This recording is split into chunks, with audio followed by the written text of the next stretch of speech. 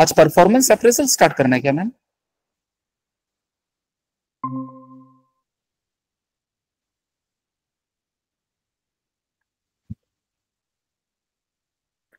Good afternoon sir. Good afternoon ma'am. आज ये performance appraisal start करना है।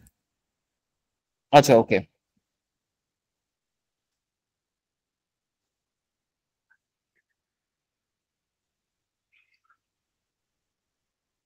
Okay. So today we are going to discuss performance appraisal. Means performance appraisal. Okay, let not go with the definition. Let not go with this particular uh, right now. This particular thing. First of all, understand the meaning of appraisal. Appraisal means during your job, how you perform. Okay, and what is your achievement. Okay, whether you are predetermined for the goals, what is your expectation and what is your standards. These are the basic criteria where the appraisal measure is being measured for every employees working in any sector. Now apart from that, there are many other things that you need to understand, that the employees are being assessed based on their strength, job capabilities, whether they are capable enough to cope up the situations, according to the situations, tough time if comes, how they handle the tough time. Each and everything is being assessed. Okay, apart from that, there are some areas which the reviews being written by your respective HR of your particular department. That is, where are the areas you need to develop. Okay, where are the areas you need to improve more. Where are the specific areas where you have performed very well. Pros and cons, pata hai na aap logon ko, pros and cons of any product, something like that way. Also there is always a pros and cons in appraisal form. Okay, and apart from that, what is the organization's objectives and what is the what are the expectation from the organization's point of view. This all comes under appraisal. Appraisal का मतलब ये नहीं कि हमारा increment होना, पैसा बढ़ जाना. No, it's an overall features of an employee that working in the area where they have been assigned to do their work diligently. Okay, now this is called the appraisal part. Okay, now there are many things are there where you need to understand this. Okay, उस point में मैं बाद में आता हूं, लेकिन इस चीज को और थोड़ा सा ब्रॉड वे में बता देता हूं. Say for example, if I take any education organizations, okay, I am not going to take any other organization, I am taking about my education organizations because I am part of this organization. That's why I know something better of this. Okay, I can explain you more on this. So in this education organizations, every year the appraisal form is being filled. Okay, but you surprised to know that not many employees are being what you can say, being appraised based on their performance. Okay, so what does it mean actually? It means that it's simply a feedback. Appraisal means simply a proper feedback given by your senior authority to the management level. Your overall performance during the tenure. Suppose for 1 year tenure is there, you have a 1 year provisionary period, and during this 1 year of provisionary period, how much you are well equipped with the situation. Okay, where are the major areas you need to develop? Where are the areas you need to perform well, and where are the areas you have done well? This all mixing up of reviews, feedback goes to the management level. And if the management feel that yes, this candidate can do lot more better than near future, then only there is a column over there that increment approved or not, there is a particular column. I am talking about the education industry. Every education industry follow this pattern for any judgment they want to pass on any employees, okay, or any faculties. There is a specific column over there. Now, how you going to understand? How you're going to understand the motive of the management? That management is pleased with my performance. Based on the criterias, based on the reviews and feedbacks that has been written by the respective HR and also filled by you particularly, the references, the pros and cons, and whatever the areas are there where you have filled the form, and some confidential areas that to be filled by the HR. When it goes to the management level review those points, review those appraisal form very clearly. You don't believe that merely to read or to go with the appraisal form, maximum 2 months the management used to take to cover up the entire faculties or entire employees performance. Okay, so there is a particular column on the left side of the appraisal form that whether the increment allowed, approved or not, there is a particular column is that. If the management feel that yes, this candidate is far more better and he or she can perform well in the coming years, then they will put a signature and put a stamp and approve of in that particular box. So when in the next month you see that something special added to your increment, added to your salary, then you need to understand that okay, the management is now happy with my performance. It means that whatever the feedbacks that comes from HR ends is good.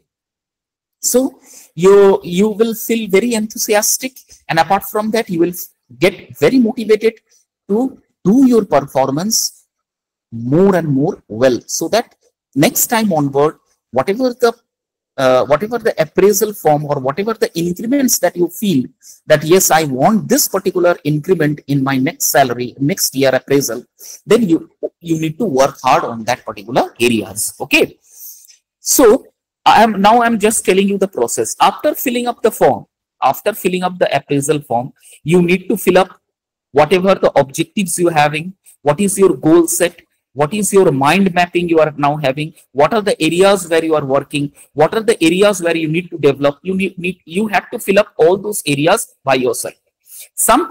In the next page, some confidential part is there where the HR, without any notice, without any information, he or she has to write of his own and put the remarks of every employee on that particular page.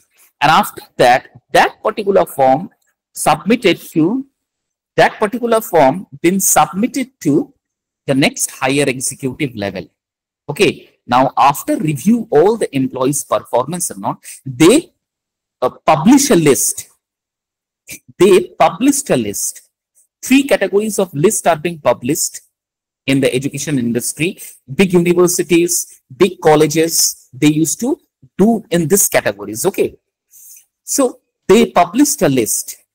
List 1, overall performance.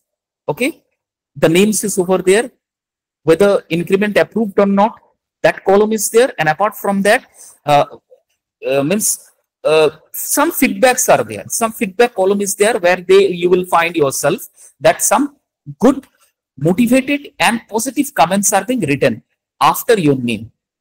Okay, that shows that the comments, the reviews or the feedback rated by every every higher authorities, executive or management board of every industries. Come to the next part.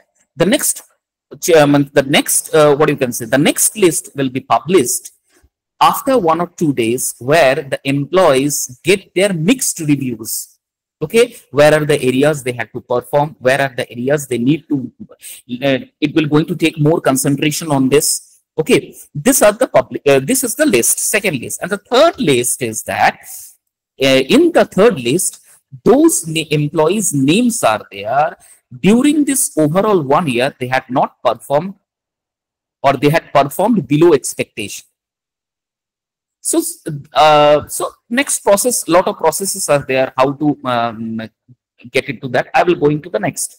I will get into afterwards. If the time come and if those things are been mentioned, then I can tell you that how the management work on those employees who are not performing or who are performed below expectation. So this is called the appraisal part. Now come to the definition. This is the overall structure of appraisal. This is the way the appraisal is being done. Okay. Now, what is this? Look at the definition. The performance appraisal. The performance appraisal is a formal, periodic evaluation of employees' job performance and achievements against predetermined goal. Predetermined means previously the goal been set before joining the. I have already discussed this matter when we are reading job analysis, okay, and all that. Every organization has their own vision and mission, and according to that vision and mission, every employees had to work. Okay, so here the predetermined goal means whenever or where you join the company, any company, they will going to tell you, or they will going to give you presentations on the vision and mission of any organizations. What is their vision and what is their mission? And according to that, the goal being set. According to that, the goal is already being set. And now you had to perform. That is why here this particular word predetermined goal means already been declared and already you have been determined to achieve the goal. That is why the word has been written here, predetermined goal, standards and expectations. This is one of the most important word you need to understand wherever you are working in any organization. Expectations. Every organization has their own expectation from their employees. And what is the expectation? Performance. Continuous performance. Day by day, increase of your performance. Increase of their expectations. Understood? This is the formal definition of a appraisal. Now, many parts are there. Perform appraisal mein different parts are there. If I come to the second paragraph, you can find it out that it involves assessing. What is the meaning of assessing? Assessing means the other word of evaluating. Assessing means the other word for evaluating, means evaluation of an employee. On what basis? Their strength. Now, what is the strength? Strength का मतलब physical ताकत नहीं, वो तो है, लेकिन apart from that, mental strength, which requires more and more, for an employees. Okay, mental strength, whether you can handle the stressful situations or not, whether you are capable enough to cope up the tough situations during the time of an organization phrase is running, whether you are capable enough to cope up with that particular time or not. And the weaknesses. What are the weaknesses you are having? If you have, recover or rectify those weaknesses. Okay. Apart from that, it also providing the feedback. The feedback part is very, very important, which improve the performance and achieve the organizational objective. Why feedback is important? Because at the back of the mind of any organization, they have their objective and goal set. That is why feedback is very much important. So this is the particular definition and assessing of appraisal. I hope you understood. Any doubt? Any questions that you are feel that yes, I need to get it more cleared from sir? Then you can ask me if I am audible. क्या? What you are telling, Tanuja ठीक से बोलो, क्या बोल रही हो? Hello, M आई audible? पहले बताओ। Yes sir. तो कोई डाउट है? फोकस नहीं हो रहा है। हाँ, सर ये यूज क्यों होता है, मतलब ऑर्गेनाइजेशन में इसको रखा क्यों जाता है? आप कहाँ पर हो? ऑफिस में हो कि घर में हो? पहले बताओ। घर पर हूँ। घर पे है तो कहाँ पर हो? ऐसा जगह जहाँ बहुत आवाजें आ रही है। आप डाइनिंग टेबल में बैठे हो, खाना वाना खा रहे हो क्या? यू आर ईटिंग समथिंग और what? Because I am, not eating, TV चलता है। हाँ तो मतलब अब जो मैंने बताया आपको क्लियरली अप्रेजल के बारे में, तो क्लियर है? मैं नेक्स्ट स्लाइड में जाऊं? सर ये यूज क्यों होता है, थोड़ा सा एक छोटा सा एग्जांपल दीजिए बताइए। यूज क्यों होता है मतलब? अप्रेजल यूज क्यों होता है? Yes sir. आपको कंपनी बिठा के सैलरी दे रहा है, आप काम कर रहे हो, बिठा के सैलरी दे रहा है, तो कंपनी आपसे मतलब कंपनी जज नहीं करेगा कि मैं जो सैलरी उसे प्रोवाइड कर रहा हूं, जो एनवायरमेंट मैं उसे दे रहा हूं, जो भी फैसिलिटीज मैं प्रोवाइड कर रहा हूं, वो उसके लायक है कि नहीं? वो उसे इवेल्युएट नहीं करेंगे। अगर मैं आपको आपको एवरी मंथ मैं आपको फिक्स्ड सैलरी दे रहा हूं, ऊपर से इंक्रीमेंट्स, बोनस, जो भी फैसिलिटीज दिया जाता है कंपनी में, अभी बहुत कुछ है, तो lot of perks are there that I am providing it to you. A lot of perks are there that I am providing to you. Benefits are there that I am providing to you. The environment, I am trying my level best to give you the best of the best environment in my company. Now, it is the part and it is the duty and responsibility of a company to look over the or look into the employees' performance, whether they are below expectations or above the expectations that the employee management is expecting from them. ठीक है, तो इसीलिए इसका जरूरत है। कहीं पर भी आप काम कर लीजिए, ये तो आपका चाहिएगा। आपको लगता है if I go to the public sector और government organizations, sorry, everywhere there is an, what you can say, appraisal is there, everywhere there is a feedback is there, everywhere there is a reviews is there.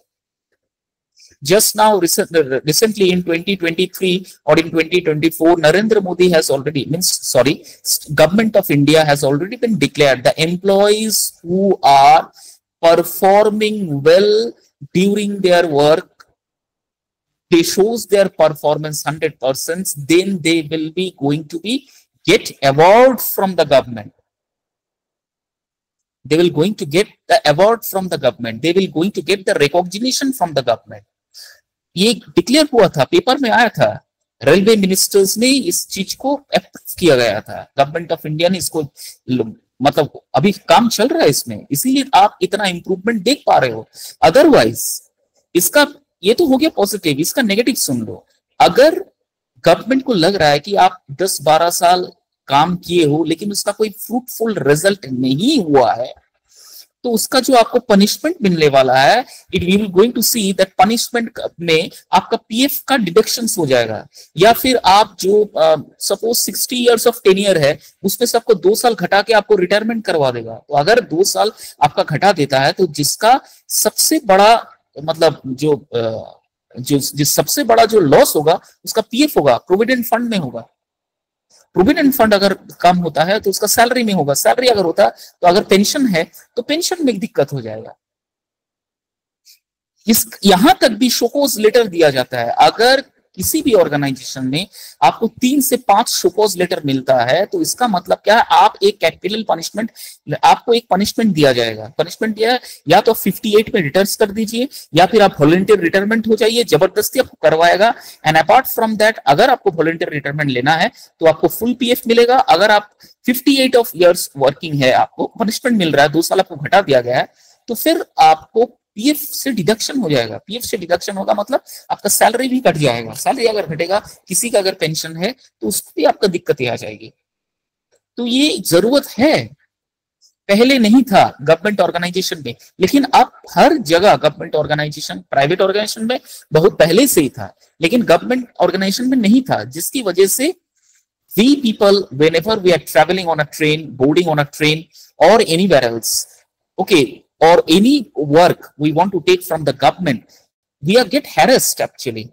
If you want to open a new account in State Bank of India or any other private public bank, sorry, not public, private, public bank, then look at the harassments they are doing with the customers. You need to fill up this form, you need to fill up this annexure, you need to fill up this 15G form. Lot of procedures are there. Once account is open, you cannot close the account, and once if you close, never ever you will going to allow to open another SBI account. ये क्या था? पूरा लूट था। आज देखो situations कैसे change हो गया है। Appraisal, reserve bank of India ने कितना सारा रेगुलेशंस लाया है, कितना सारा रेगुलेशंस। पहले क्या था? बैंक 3:30 बजे 4 बजे they are closing their account, but अब आप चले जाइए 3:30 बजे के बाद 4 बजे का, they are bound to take the amount, they are bound to take their banking duties and responsibilities. Recently, one of my colleague visited to the post office, which is in Bistupur post office. सबसे बड़ा post office Bistupur में है। वहां पर उन्होंने अपना year ending खत्म हो गया था, ईयर एंडिंग चल रहा था, तो 2 दिन के लिए बैंक क्लोज था, मतलब कोई ट्रांजैक्शंस नहीं हो रहा था। मैं एग्जांपल चाह रहे हो ना, मैं एग्जांपल बता रहा हूं आपको लाइव। तो 2 दिन का क्या हुआ, 2 दिन का वहां पर क्लोजिंग था, तो वहां पर 2 दिन कोई ट्रांजैक्शंस नहीं हुआ। तीसरे दिन जब गया, विश्वास कीजिए, एवरी वर्किंग एम्प्लॉइज जो वहां पर बैठा हुआ था, उनका लंच टाइम जो है स्किप कर दिया गया था फॉर द कस्टमर्स। 1 बजे से 2 बजे लंच आवर होता है एवरी ऑर्गेनाइजेशंस में। अभी जो मैं क्लास ले रहा हूं, मेरा भी 1 बजे से 2 बजे तक लंच है, लेकिन आज मेरा कुछ रिस्पॉन्सिबिलिटी ड्यूटी है, मेरा कुछ पर्सनल काम है, जिसकी वजह से मैं अभी 1 बजे आपका क्लास ले रहा हूं। तो I skip my lunch because of you, so that we can cover up the syllabus as much as possible because the syllabus is very vast. ठीक है, ये तो ऐसा ऑर्गेनाइजेशन में होता है, बट लेकिन गवर्नमेंट ऑर्गेनाइजेशन में, that is also central government organization में, ये क्या पॉसिबल है? Yes, now it is possible because government is making very lots of strict rules and regulations. उन्होंने बहुत कुछ लेके आया है। अब चाह के बने 1 बजे से 2 बजे के जो लंच टाइम था वो पूरा स्किप हो गया, पूरा स्किप। आपको पूरा कस्टमर्स अटेंड करना है, उनका जो भी क्वेरीज है सॉल्व करना है, उनका जो भी पेमेंट ड्यूज है जमा करना, सेविंग्स, ट्रांजैक्शंस जो भी है वो कंप्लीट करके तब जाके जाना है। And believe me, sir told me that उस दिन 7:30 से 8 बजे तक कस्टमर डीलिंग हुआ है। पहले होता था, इफ आई टेल यू, ये पहले होता था? नो। लेकिन अब ये अप्रेजल वाला पॉलिसीज हर एक जगह पे लागू किया गया है। Feedback, Am I clear? इसीलिए इसका जरूरत है। क्लियर है? Yes. Ma'am, please go to the next slide. What is the performance appraisal? What are the key aspects of performance appraisal? किस किस बिंदु, की एस्पेक्ट का मतलब होता है किस किस बिंदु पर हम इसका मतलब अवलोकन करते हैं, किस किस बिंदु पर हम इसे देखते हैं। पहला है इवेल्युएशन, दूसरा है फीडबैक, तीसरा है डेवलपमेंट। शायद मुझे लगता है और है 3, हाँ, ओनली 3, ओके। पहला है इवेल्युएशन, दूसरा है फीडबैक, तीसरा है डेवलपमेंट, चौथा है आपका एक है ओवरऑल परफॉर्मेंस, जो कि पहला स्लाइड में देखो दिया हुआ है, यहाँ पर नहीं दिया है, ठीक है, कोई बात नहीं। ओवरऑल परफॉर्मेंस भी एक गिना जाता है कि आपका टोटल परफॉर्मेंस का रेशियो कितना है, कितना आपका परसेंटेज आप काम कर पा रहे हो। That is also another aspect ratio, ठीक है, वो कोई बात नहीं। तो ये है evaluation. First of all evaluation, तो इवैल्यूएशन कैसे किया जाता है, मैं कैसे समझूंगा, आपको इवैल्यूएट करूंगा कैसे? First of all goals and standard में इवैल्यूएट किया जाता है। अब मैं आपको बताता हूं, फॉर एग्जाम्पल मैं अब बताता हूं आपको, किसी भी प्रोफेशन में सपोज एक पेपर का 4 टीचर या 3 टीचर होता है। ध्यान से समझो, I can give you the best example of, because I am with this industry. एक पेपर का सपोज से फॉर एग्जांपल इंग्लिश लिटरेचर, एक पेपर का 4 फैकल्टीज होता है क्योंकि 4 डिफरेंट डिपार्टमेंट्स में पढ़ाया जाता है। Okay, now think, understand, first of all try to understand. Measure कैसे करेंगे कि चारों परफेक्ट है, चारों का पढ़ाने का टेक्निक एकदम बिंदास है? ऐसा तो हो नहीं सकता, किसी का कुछ कम, किसी का कुछ ज्यादा। तो हम लोग अभी किसी को तो टोकेंगे नहीं ना, मैनेजमेंट तो कभी नहीं टोकेगा ना। कि आपको पढ़ाना नहीं आता, नहीं, कभी नहीं, ऐसा कोई बात नहीं है। दोज हु आर, हर एक के लिए पढ़ाना बस की बात नहीं है। You can everybody cannot be a good teacher, नहीं हो सकता है ना, everybody cannot be a good teacher. Okay, teacher एक अलग चीज है, हर एक के लिए टीचर इज नेक्स्ट इम्पॉसिबल बनना, बिकॉज दे नो दैट फ्लोनेस, उसमें वो फ्लोनेस होना चाहिए था, कम्युनिकेशंस का पावर होना चाहिए था, समझाने के तौर तरीका होना चाहिए था। Okay, this lot of qualities are required to become a teacher. तो everybody can become a very good student, but every good student cannot become a very good teacher. ये एक बहुत इंपॉर्टेंट लाइन है भाई, एमिनेंट स्कॉलर ने कहा था। तो सपोज मैं इवेल्युएशन कैसे किया जाता है, अब सपोज इस एजुकेशन इंडस्ट्री में लिटरेचर एक पेपर है जिसके 4 फैकल्टीज है, अब चारों फैकल्टीज को इवेल्युएट कैसे किया जाएगा, गोल, स्टैंडर्ड। गोल कैसे किया जाता है, सबसे पहले सिलेबस देखा जाता है, सिलेबस में वो कितना टाइम ले रहा है टू कंप्लीट द सिलेबस। अब तुम बोलोगे सर कोई तो सिलेबस जबरदस्ती नोट भेज के पढ़ा सकता है, देखो मैं इवेल्युएशन तोड़ के बता रहा हूं। सबसे पहले ये आता है कि गोल सेट किया था कि ये कब तक सिलेबस कंप्लीट कर रहा है। एवरी एजुकेशन इंडस्ट्री जो है एक फॉर्म आता है एचओडी के पास, वो एचओडी फॉर्म हम लोग सबको बांटते हैं कि आप कितना % अपना कंप्लीट किए हो गया, पहला है, ये हो गया गोल। उसके बाद standard. Now how the standard is being measured, standard is measured on behalf of the feedback of the students and apart from some HOD of that particular paper, वो कभी कभी चुपके से वो क्लास में बैठ जाते हैं और देखते हैं। क्यों? स्टूडेंट हो सकता है कुछ बुराई कर दे, सर वो पढ़ाते नहीं है, वो ठीक से नहीं समझाते हैं, क्योंकि सर का लेवल सपोज एक PhD स्कॉलर है, अब उनका लेवल में हाई लेवल वाला है, अब स्टूडेंट को उस लेवल में आने के लिए हाई लेवल में जाना पड़ता है। टीचर के लिए तो पॉसिबल नहीं है कि एकदम लो हो जाए, नर्सरी केजी वाला या क्लास 10 वाला पढ़ाए, ऐसा तो पॉसिबल नहीं है, दिक्कत है। ठीक है, तो इसीलिए कभी कभी क्या करते हैं, इस इवेल्युएशन को या इस स्टैंडर्ड को मेजर करने के लिए कुछ HODs जो उस डिपार्टमेंट के उस पेपर का HOD है या फिर सीनियर फैकल्टी है, सीनियर मोस्ट फैकल्टी है, वो प्रिंसिपल के साथ जाके कभी चुपके से बैठ जाते हैं, या फिर अभी तो फिलहाल सीसीटीवी कैमरास लग जाता है, तो वो ऑनलाइन क्या करते हैं, पढ़ाने की तौर तरीकों को देखते हैं कि कैसा वो पढ़ा रहा है, whether he is using the pedagogical tools और नॉट। पेडागोगिकल टूल्स का मतलब होता है सब्जेक्टिव टूल्स, जैसे ब्लैक बोर्ड, चौक एक पेडागोगिकल टूल है, प्रोजेक्टर एक पेडागोगिकल टूल है, पीपीटी प्रेजेंटेशन जैसे ये मैम ने करवा रही है, this is a pedagogical tool.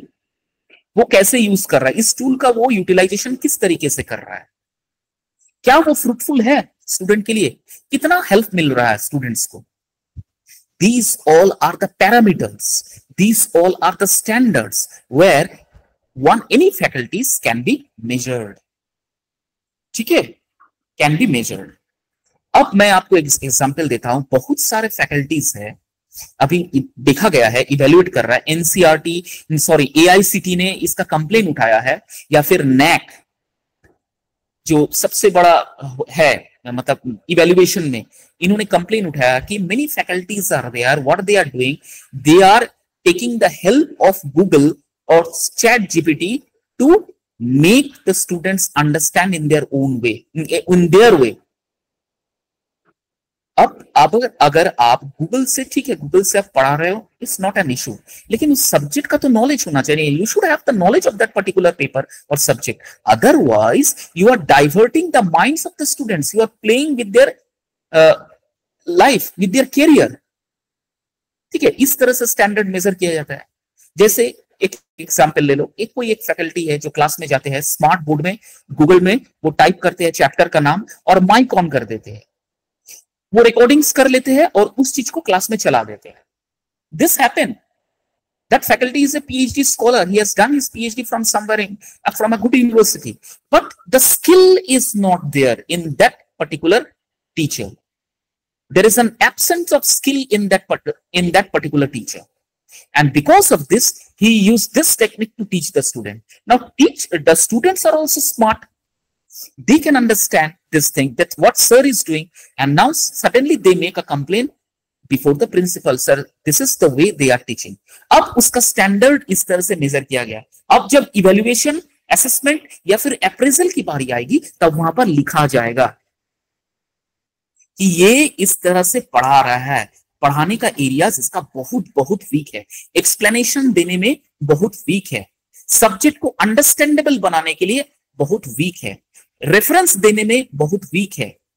ठीक है, so these are the patterns और these are the feedback areas और assessment area या standard area जहां पर रेटिंग्स दिया जाता है, जैसे इवेल्युएशन, एनालिसिस, ऑब्जेक्टिविटीज। ओके, उसके बाद है एलुसिडेट। ये सब कुछ कुछ स्टैंडर्ड है, स्टैंडर्ड्स होते हैं प्रोफेसर्स का, टीचर्स का, उसमें नंबर दिया जाता है। This is called evaluation of a faculty.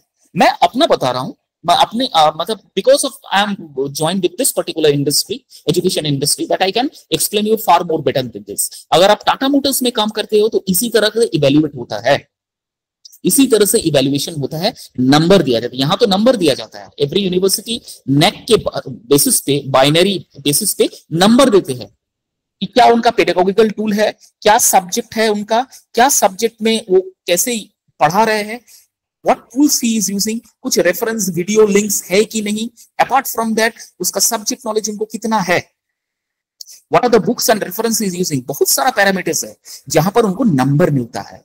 Highest 3 होता है, 3 नंबर। अगर 3 है मिला आपको, means you are very good teacher, you are a very very good teacher. ठीक है, तो इसका मतलब क्या है कि उनको क्या गुड टीचर नहीं, वो भी गुड टीचर है लेकिन स्किल नहीं है उनके पास। नॉलेज है बट स्किल नहीं है। There is a difference between knowledge and skill. Technique नहीं मालूम है पढ़ाना कैसे है। Okay, this is the difference between skill and knowledge. इस तरह से पहला इवेल्युएट किया जाता है। उसके बाद feedback, as I have told you, the feedback comes from the student also, feedback come from the employees also, feedback come from the respective senior HR और एचओडी आल्सो। फीडबैक लिया जाता है और फीडबैक जो लेता है ना, एकदम स्टूडेंट का ही फीडबैक नहीं, कभी कभी पेरेंट्स का फीडबैक लिया जाता है, कभी कभी स्टूडेंट का तो लेता ही है, कभी कभी HOD, principal sir, dean academics, they all sit, देखते हैं, इवेल्युएट करते हैं किस तरह से वो पढ़ा रहे हैं, उनका बॉडी लैंग्वेज कैसा है। ठीक है, वो पढ़ाने टाइम किस तरह से वो फोकस कर रहे हैं, कौन से चैप्टर को ज्यादा एक्सप्लेन वो अच्छी तरह से कर पा रहे हैं। This all are the standard and this all are the feedback and according to that they evaluate the appraisal and development. उसके बाद बताया जाता है, जैसे मैंने आपको बताया कि कोई कुछ ऐसा फैकल्टी दिखा गया है कि इस तरह से क्लासेस करवाता है, तो अब क्या उनको निकाल देंगे? नहीं नहीं नहीं, कभी नहीं यार। पीएचडी किया है मतलब क्या है, बहुत मेहनत किया है, तो इसका मतलब क्या, उनको स्किल थोड़ा सिखाया जाएगा, उनको थोड़ा सा ट्रेनिंग दिया जाएगा ताकि वो डेवलपमेंट करे। उनको बताया जाए कि स्मार्ट क्लासेस में इस तरह से पढ़ाया नहीं जाता। आप गूगल में टाइप करके माइक ऑन करके रिकॉर्डिंग सेशन चला दीजिए, that is not the way to teach in the class, because it goes a very bad message to front of the students. Students कभी बोलेंगे सर ये टेक्नोलॉजी तो हम खुद पढ़ सकते हैं, तो why there is a requirement of teachers? Okay, the requirement of teachers is that because they explain the subject very well, which AI can not be done. AI आपको कंटेंट तुरंत दे देगा, रोबोट्स आपको तुरंत एक बार एक्सप्लेन करके देगा, आप 2 बार 3 बार सुनिए, कि तो कंटेंट का एक एक लाइन, एक एक वर्ड, उसका मतलब अगर आपको समझना है वो टीचर ही बता पाएंगे। Am I clear? This is called the performance appraisal of key aspect. समझ में आया? Yes, sir. What is the purpose? अब तुम्हारा सवाल, तुमने किया था ना सवाल, you asked me this question, sir इसका पर्पस क्या है, रीजन क्या है, क्यों करते हैं? पर्पस है वही सेम, इंप्रूव, डिसीजन मेकिंग्स में अच्छा रहता है, और इवेल्युएट परफॉर्मेंस। जब आप किसी का परफॉर्मेंस इवेल्युएट करोगे तो उसके पास उसको भी तो नॉलेज होगा ना, उसके पास भी तो इंफॉर्मेशन जाएगा ना कि मेरा परफॉर्मेंस इवेल्युएट किया जा रहा, तो कहां कहां मुझे इंप्रूवमेंट करना है, where are the areas that I need to improve, where are the areas I need to develop more, and what are the areas I need to focus more. Okay, so that I can achieve good grades further year for next year. That is why the purpose of appraisal is to evaluate, which is very very important. Next है improve performance. As I have told you, the performance is yet need to be improved. Okay, every fingers in our hand is not similar. So don't expect that every faculty should be remain 100%. No, it is not. Some faculties are there who can explain very well. Some faculties are there who have got the subject knowledge, explain very well. Some faculties are there who can give the notes very well. They can prepare the PowerPoint and slide and can explain you very well. different skill है. अब उस skill को कितना polished करके आप student को benefit पहुंचा रहे हो, वो इवैल्यूएशन और पर्पस देखा जाता है, जिसकी वजह से ये अप्रेजल जरूरी है. And the last is inform decision. जैसे मैंने आपको बताया कि अब डिसीजन क्या लिया जाएगा, उनको बुलाया जाता है, मीटिंग होता है, dean academics, principal sir, HOD sir रहते हैं और उनको बताया है, दिखाया जाता है कि दिस इज द एरियाज, आप इस तरह से क्लासेस ले रहे हैं, जो कि एक नेगेटिव इंपैक्ट, एक नेगेटिव कमेंट्स या नेगेटिव एक फीडबैक जा रहा है स्टूडेंट्स के दिमाग में, तो इसकी वजह से आप इस एरियाज को थोड़ा सा इंप्रूवमेंट कीजिए. This is the decision making. ठीक है. And after that the teacher try to rectify those negative और उसके बाद वो परफॉर्मेंस अपना अच्छा देते हैं. इसीलिए ये अप्रेजल बहुत जरूरी है. अगर आपको कोई रोके नहीं, टोके नहीं, तो फिर आप गलत दिशा में जा रहे हो, है ना. हमेशा याद रखना, अगर आपको कोई रोक नहीं रहा है, आपको कोई टोक नहीं रहा है, आप जैसे चल रहे हो वैसे ही चल रहे हो, that means you are on a wrong track. Always remember this thing. Always remember this thing. कोई रोकने वाला होना चाहिए, कोई टोकने वाला होना चाहिए. That is why our parents are one of the most important. हम उसे गॉड की तरह मानते हैं आवर पेरेंट्स को. क्यों? वही है जो हमें सुधारते हैं from our beginning. Okay, this is why appraisal is very much important. समझ में आया कि नहीं? Okay, next ma'am. What are the objectives of performance management? देखो वही चीज लिखा हुआ है, evaluation, improve performance, identify the development needs. Where are the where to evaluate the performance? First of all, you need to evaluate where are the areas I need to develop, where are the areas I need to perform very well. Acha, against the goal and standard, what are the goals and standard that has been set by my management? I had to perform according to the standard and goals set by the management. So they evaluate in this particular way. Next is improve performance. Okay, improve performance based on the feedback. Okay, and improve performance also based on the areas where you need to develop. Okay, दो चीज में होता है, एक feedback तो लिया ही जाता है, ओवरऑल फीडबैक, और स्पेसिफिक कुछ एरियाज होता है. हर एक टीम में पूरा तो खामियां नहीं रहता है ना, कुछ स्पेसिफिक एरियाज होता है जहां पर कुछ खामियां रहता है, कुछ नेगेटिव्स रहता है या कुछ कमी रहती है. अब उस एरिया, स्पेसिफिक एरियाज को आपको चुन के उसमें वर्कआउट करना है, उसमें आपको काम करना है ताकि आप उसे सुधारे. वो आपके लिए अच्छा है, मैनेजमेंट के लिए अच्छा है. लास्ट है आइडेंटिफाई द डेवलपमेंट नीड्स. आपको आइडेंटिफाई करना आना चाहिए कि कहां मेरा डेवलपमेंट हो जरूरत है, where I need to develop my self.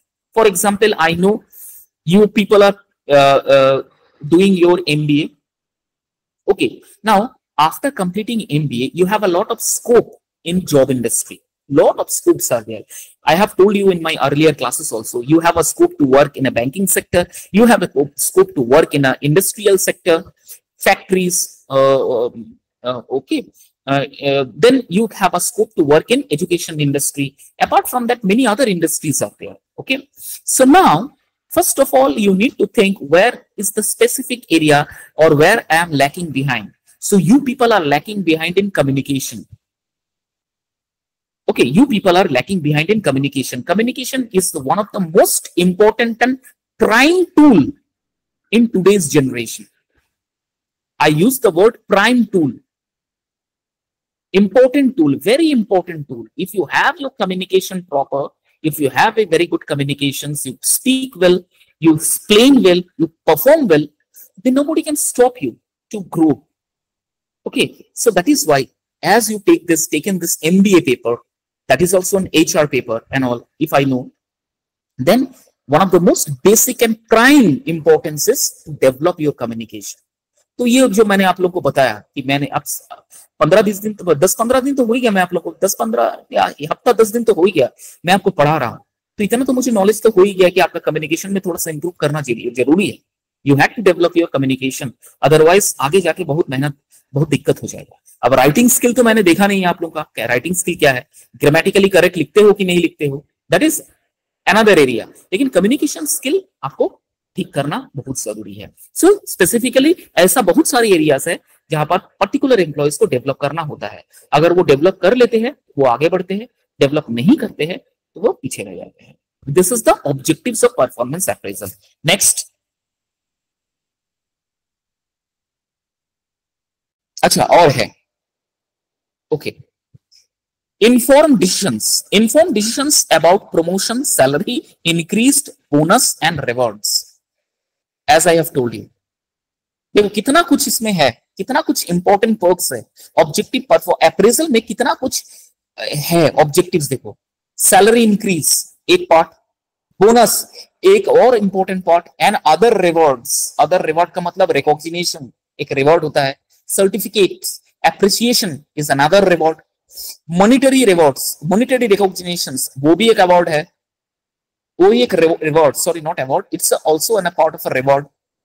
Okay, so these are the informed decisions. और इससे क्या होता है, what is the benefit of this, employees get motivated, employees get motivated and they try to work more on more।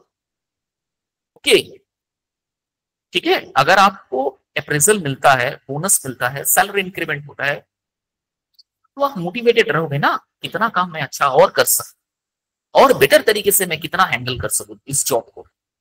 तो this is called informed decisions. Next है enhance communication. लो जो मैंने बताया वो नेक्स्ट पेज में आ गया। Foster open and honest communication between employees and management. Always remember one thing, don't be lie to your HR, don't be lie to your employees, or don't be lie to the doctor, lawyer, parents and teacher. Never. Otherwise you will means put your axe on your own feet. अपने पैर पे कुल्हाड़ी मार रहे हैं। Okay, so always have enhanced communication. Enhanced का मतलब दो होता है, increase, elaborate, refined way of communicating with your colleagues, intelligent way, intelligible communications, that is another part। communication करना है बेवकूफ की तरह नहीं, थोड़ा सा इंटेलिजेंस रख के करो communication, ये बता रहा है यहाँ पर। इससे फायदा क्या होगा, there will be a good rapport between the employees and colleagues। rapport build-up बहुत जरूरी है, because why, मैनेजमेंट बताता है कि कब कभी किसी का जरूरत पड़े तो वो जो चेन है वो फिर टूटे ना। कोई भी ऑर्गेनाइजेशन में काम करते हैं तो वो जो मैनेजमेंट और एम्प्लॉइज का जो एक रहता है ना, वो चेन फॉर्म में रहता है, is just like a chain form. अगर एक चेन की कड़ी खुल जाता है तो दूसरे फिर लूज हो जाते हैं या फिर टूट के बिखर सकते हैं। इसीलिए every management tries to make the employees intact. इसीलिए कहा गया है किसी को रैगिंग, किसी का लेग पुलिंग, गुड एनवायरमेंट में रहना चाहिए ताकि उससे काम बेहतर हो, परफॉर्मेंस निकल के आए, रेवेन्यू जनरेट हो कंपनीज के लिए। okay? और लास्ट है, लास्ट नहीं और है, align with organisation goal. Wherever you are working, always try to align का मतलब जोड़ के, एक साथ जोड़ के, अलाइन विद ऑर्गेनाइजेशन। हमेशा अपना ही नहीं, ऑर्गेनाइजेशन का गोल को भी सेट करो कि ये मेरा ऑर्गेनाइजेशन का गोल है, मुझे आगे इसमें इस तरह से काम करना पड़ेगा। ऐसा काम करूंगा कि मेरा भी डेवलपमेंट होगा और ऑर्गेनाइजेशन का तो डेवलपमेंट होगा ही होगा। दिस इज द वे। जैसे फॉर एग्जांपल हम जैसे प्रोफेसर्स के एक इंपॉर्टेंट पार्ट है कि जर्नल पब्लिश करवाना। It's a very important. आप अगर एजुकेशन इंडस्ट्री में कभी जाओगे तो ये चीज आप सभी को करना पड़ता है। Every professor used to do this, journal, book chapters, article. This is our tool. This is from this particular tool we can analyze or we can measure the standard of education. We can measure the standard of or the quality of the faculty. How much paper they published, how many awards and recognition he has got or she has got from PhD. Research and development में उसका कितना contribution है, एक faculty को analyse, evaluate इस parameters पे किया जाता है। Okay, understood. क्यों? एज बिकॉज अगर ये रहेगा तो आने वाले साल में जब कुछ भी ऑर्गेनाइजेशन बड़ा करना चाहेगा तो ये सब चीजों की जरूरत होता है रिकॉर्ड्स के तौर पे। Understood? This is called the objective of performance appraisal. समझ में आया कि नहीं? बोलो। Yes sir. Okay, next. Okay, 7th point है रिकॉग्नाइज एंड रिवॉर्ड। जैसे मैंने बताया, रिकॉग्नाइज करना, रिकॉग्नाइज सबके बीच में आपका नाम लेके आपको रिकॉग्निशन देना। क्या तनुजा ये क्या एम्प्लॉय ऑफ द ईयर बन गई है इस साल। Employee of the year is Tanuja. ठीक है, hats to, big clap for her. ठीक है, this is called the recognition. And rewards means maybe the rewards of monetary or maybe the rewards in the term of trophies also. Okay, and the contributions, that also is very much important, that it should be noted or it should be it should be declared to everybody else that what are the contributions you have done throughout this year. ठीक है? Apart from that, enhanced communication. अरे यार ये फिर एक गया, points repeat हो गया। ओके, पॉइंट्स रिपीट हो गया, सेम चीज है। Document performance, maintain a record of employee performance and progress over the time. ये सब एडमिनिस्ट्रेटिव डिपार्टमेंट्स की बात है। कोई भी एडमिनिस्ट्रेटिव डिपार्टमेंट एवरी एम्प्लॉयज का रिकॉर्ड रखते हैं। ठीक है, जब आप ज्वाइन कीजिएगा किसी भी कंपनी में, आपका सर्टिफिकेट्स, डॉक्यूमेंट्स, आपका कुछ मतलब क्या बोलेंगे, एम्प्लॉय जहां पहले अगर आप काम कर चुके हैं उसका कुछ रेफरेंस, उसका कुछ डॉक्यूमेंट्स प्रोवाइड आप करोगे ना, तो उस डॉक्यूमेंट्स को वो संभाल के रखते थे administrative. Okay, this all are administrative part of a job. तो वो संभाल के रखते थे। और अगर आपको कुछ नया मिला तो आप उसको जमा कर देते हो, तो वो उस चीज को अपने फाइल में फाइलिंग कर देते हैं। इससे फायदा क्या होता है, during the time of appraisal ना, वो फाइल फिर मंगवाया जाता है कि देखिए तो इसका फाइल में कुछ नया रिकॉर्ड्स, नया कुछ कंट्रीब्यूशन है। अगर है तो फिर अप्रेजल मिलने में आसानी होता है, फीडबैक में गुड मिलने में आसानी होता है। Okay, this is why the record should be kept. जैसे आपने अपना क्लास 10 का सर्टिफिकेट का रिकॉर्ड्स आपने रखे हैं, क्लास 12 डिप्लोमा या बीटेक जो भी आपने किए होंगे उसका रिकॉर्ड्स तो आप रखे ही होंगे। This all are record. Okay, कि आपने इन सालों में मेहनत से ये सब पाया है। You have worked hard to get all these certificates, recognition, rewards and awards. Okay, that is why it is very, very important to keep all the records. आया समझ में? Yes sir. Okay. Format of performance appraisal. Format. Okay, format is very important part.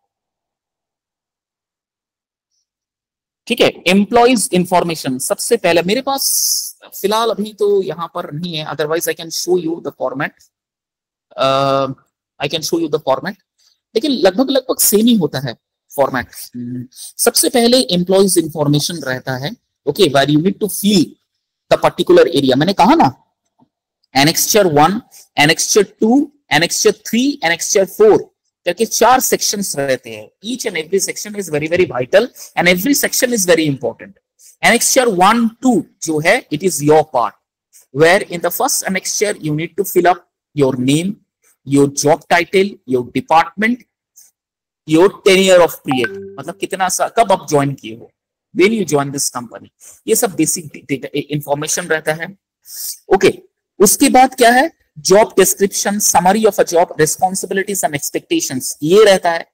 आपका responsibilities क्या है, आप कैसे काम कर रहे हो, आपका एक्सपेक्टेशन क्या है, these all are you have to fill it up. And the next is specific measurable goal and target set for the appraisal period. Okay, आप मैनेजमेंट ने जो आपको गोल सेट करके दिए हैं, मींस टारगेट सेट करके दिए हैं, according to that target whether you achieve the goal or not, this is one of the most important point you need to understand. Okay, आपको जो टारगेट सेट करके दिए हो, आपने टारगेट पूरा किया, सेट किया, उस चीज को आप वहां पर लिखिए। आपको क्या टारगेट मिला था, क्या जॉब मिला था, क्या टारगेट मिला था, और आपने कितने में कंप्लीट किया, कितने दिनों में कंप्लीट किया, या सॉरी कितने महीने में कंप्लीट किया, ओके, इस तरह का आता है सेल्स एंड टारगेट में। तो आप उस चीज को वहां पर स्पेसिफाई कीजिए, अगर जरूरत पड़े तो डॉक्यूमेंट्स लगाइए उसके साथ, attach the documents with that. Okay, next, performance evaluation, assessment of employees performance against goals and expectation including, उसके बाद एक परफॉर्मेंस इवैल्यूएशन करके कॉलम रहता है एनेक्सचर 3 में, जहां पर every job that is been assigned to you, every means workload that has been assigned to you, whether you have performed that within a stipulated amount of time or not, whether you have done the job diligently or not, any queries, any feedback, any negative comments that come, वो column बना हुआ रहता है।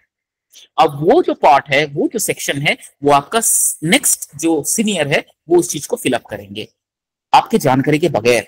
आपको बोलेंगे नहीं कि मैंने वहां क्या फिलअप करना है ना, वहां कभी आपको नहीं बताएंगे what I fill up over there. तो वो that is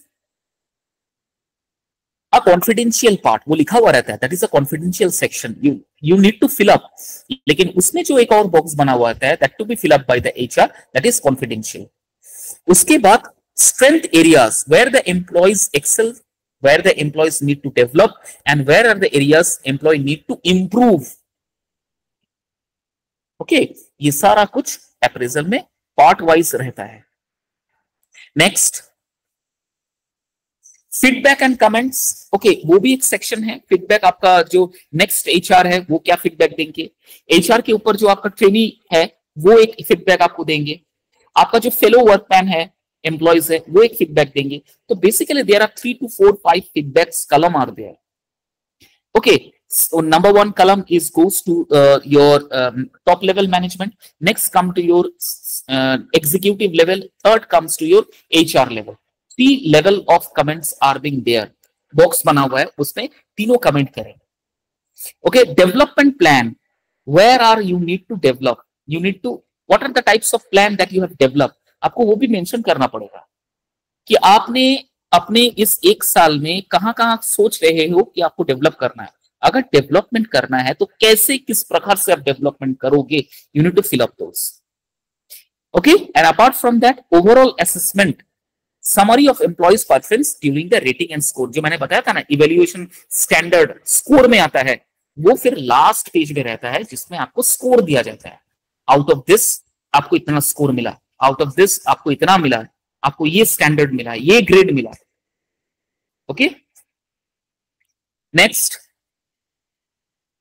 then comes to the signature, which is the most important part of the employee confirming discussion and agreement. Okay, additional sections जो है, कुछ additional section mention किया जाता है, जैसे career development, आपका career development, आपने क्या decision लिया, आपका next goal aspirants क्या है, वो आपको लिखना है। ट्रेनिंग एंड डेवलपमेंट, आपने कितना ट्रेनिंग किया है, कितना आपका उससे डेवलपमेंट हुआ है फर्दर, और किसमें आप ट्रेनिंग करना चाहते हो और डेवलपमेंट करना चाहते हो। This is also another part, annexure 4 में ये चीज रहता है।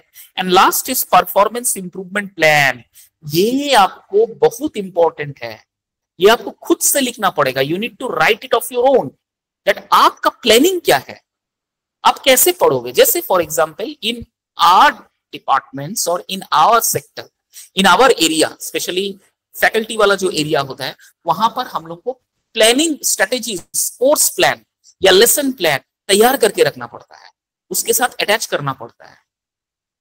क्या, कैसे पढ़ाओगे, किस चैप्टर को पढ़ाओगे, कितना टाइम में पढ़ाना है, क्या पेडागोगिकल टूल आप यूज कर रहे हैं, स्पेसिफाई। इस तरह से 10 कॉलम बना हुआ है, उस कॉलम को आपको फिल करना पड़ेगा।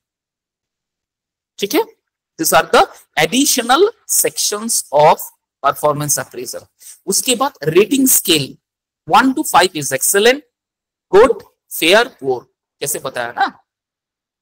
Open ended question, some open ended questions हुआ। ओपन एंडेड क्वेश्चंस का मतलब होता है जहां पर दोनों बात करेंगे। You have a question, you ask, management bound to answer, that type of questions are called open ended questions, जहां पर मैनेजमेंट और एम्प्लॉय दोनों बात कर पाए। ओपन एंड, फोरम खुला हुआ है, आपको कुछ अगर क्वेरीज है बात कीजिए, खुल के बात कीजिए। Management bound to answer the question. और क्लोज एंड, एक और होता है close end questions. Close end question उसे कहा जाता है, आपने कुछ सवाल किया, उसके बाद उसका कोई जवाब, उसके बाद आपने कुछ जवाब दिया, उसका कोई नेक्स्ट सवाल नहीं बनता है, that is called close ended question. जैसे इंटरव्यू में ओपन एंडेड क्वेश्चंस और क्लोज एंडेड क्वेश्चंस होता है।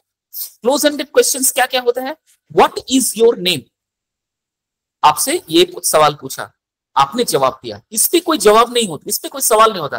माँ बाप ने क्यों रखा आपका ऐसा नाम, दूसरा नाम क्यों नहीं रखा, ऐसा थोड़ी आपको बोलेगा। तो दिस इज क्लोज एंड। रहते कहां हो आप, वेयर डू यू लिव, आपने जैसे ही जवाब दिया, इसमें कोई क्वेश्चन नहीं हो सकता है।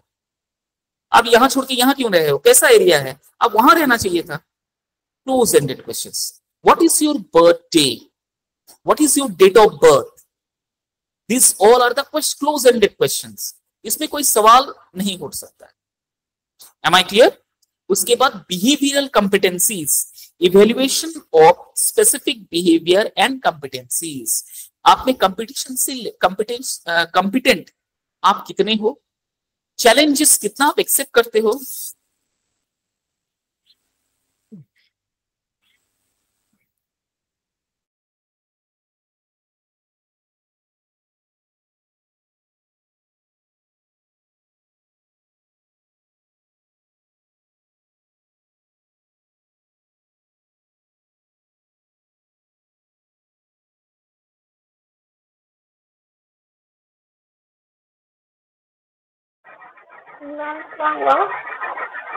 आ रहे सर।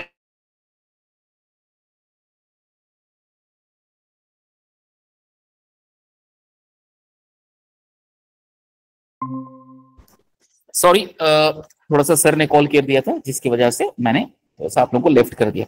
उसके बाद अच्छा, ओपन एंडेड तो समझा दिया, स्किल समझा दिया, बिहेवियरल कॉम्पिटेंसीज तो समझा दिया। ओके, नेक्स्ट और कुछ है ma'am? Okay, this is the last, क्योंकि मुझे 2 बजे से क्लास जाना है। Performance appraisal, principles of performance appraisal. Principle क्या क्या है? Clear goal, expectation. Every organization set to identify and set the goal according to that, एकदम clearly. Fairness and objectivity. Fairness and objectivity means evaluate performance based on clear criteria and facts. Okay, that is called fairness and objectivity. Performance जो होता है facts पे होता है। अगर facts clear है, objectivity clear है, vision आपका clear है, तब जाके आपका फेयरनेस काम होगा, क्लियर विजन में काम होगा। Regular feedback, regular feedback means everyday organisation use to take feedback. जैसे स्पेशली मैंने बैंकिंग सेक्टर में देखा है, एवरीडे आपको जब क्लोजिंग करना होता है अपना ट्रांजैक्शंस, फीडबैक लिया जाता है। आपका सीनियर मैनेजर आपसे फीडबैक लेंगे, आज कितना आपने काम किया है, ट्रांजैक्शंस कितना है, savings, smart plan, life insurance कितना करवाया है, कितना रेशियो हुआ है, परसेंटेज ऑफ अचीवमेंट कितना है, एवरीडे फीडबैक लेंगे। This is very important for the growth perspective point of view. अगर ग्रोथ करना है ना, तो this is very very important. उसके बाद 2-way communication, open ended questions जो मैंने बताया, open ended of communication. Management के बीच में और एम्प्लॉयज के बीच में कभी वो एक जो होता है ना वॉल, वो नहीं होना चाहिए। It shouldn't be like that. There should be a open end question, there should be a 2-way of communication. सिर्फ मैनेजमेंट ही बोलेगा और आप सुनोगे, दैट इज अनफेयर।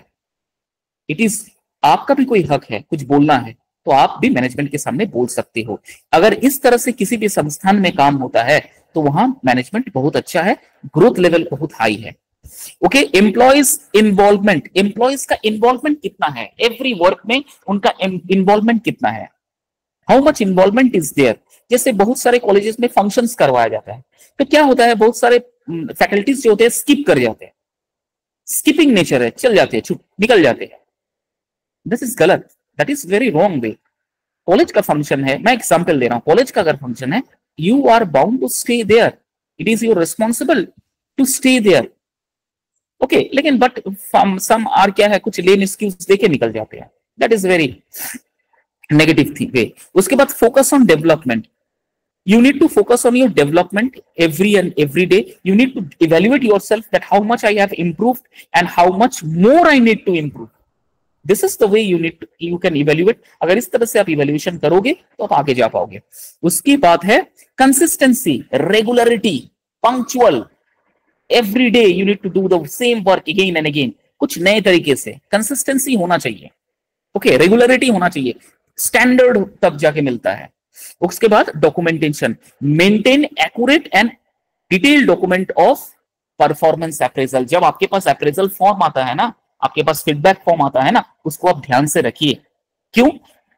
पिछले साल मुझे कितना मिला था पॉइंट्स, किस किस बेसिस पे मैंने काम किया था, किस किस बेसिस पे मुझे नेगेटिव मिला है, अब मैंने उस चीज को रेक्टिफाई किया है। अगर इस साल मेरा अप्रेजल आ रहा है तो उसमें मैंने कितना काम किया है, कितना मेरा फीडबैक आ रहा है, कितना मैंने इसमें इंप्रूव किया है, क्या मेरा स्कोरिंग एरिया है, this all you need to evaluate. That is why इसको डॉक्यूमेंट्स की तरह रखना very very important. So here we come to the end of principle performance management appraisal. Okay, समझ में आया? Yes sir. ओके, अभिजीत तो है ही नहीं, पहले गुड आफ्टरनून बोल के छोड़ दिया। ठीक है, कोई बात नहीं, मैम देखिएगा फिर बोलेगा सर ये डाउट है।